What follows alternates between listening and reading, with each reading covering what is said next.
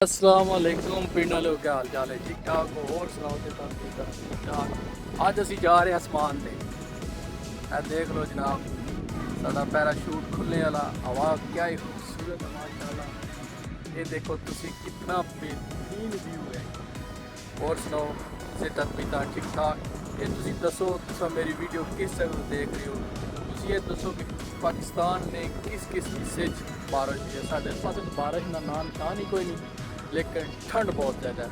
पिंडा लियो अल्लाह जाना चस आ गया। देखो आज है नज़ारे ठंडियाँ वहाँ।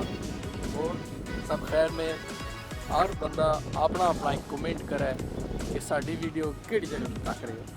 अल्लाह जाना पिंडा वाले ब्रांड होते, शहर वाले भी लव यू। तुसीं व्यू दिखाने हैं, देखो अज माशाल्लाह साडे पिंड दा व्यू। ये देखो ये वाला साडा स्कूल है जनाब। है पिछली वीडियो में बनाई सी।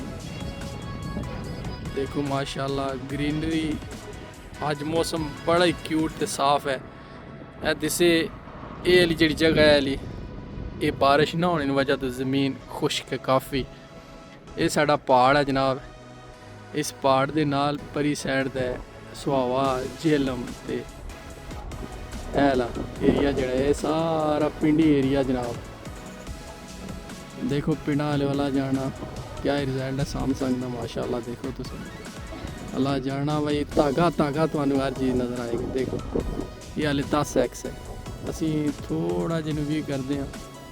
ए देखो पिंडा वाला जाना भाई सैमसंग वाले ने कमाल है, खुदा दी कसम। यह है जनाब 20x। ए देख लो पहाड़। ए अल्लाह जाना वो देखे भाई बकरियाँ वाला जा रहे बकरियाँ लैके। ए थले है ए दिसे अल्लाह जाना भाई कमाल है सैमसंग ना माशाल्लाह। और इसना डिस्प्ले माशाल्लाह देखो यार, आईफोन भी अपनी जगह है पर जड़ी चस सैमसंग विच है। सैमसंग ने ग्राफिक डिस्प्ले वगैरह बहुत ही कमाल ना। देखो तुम खुदा दी कसम चस आ गए पिंडा वाले।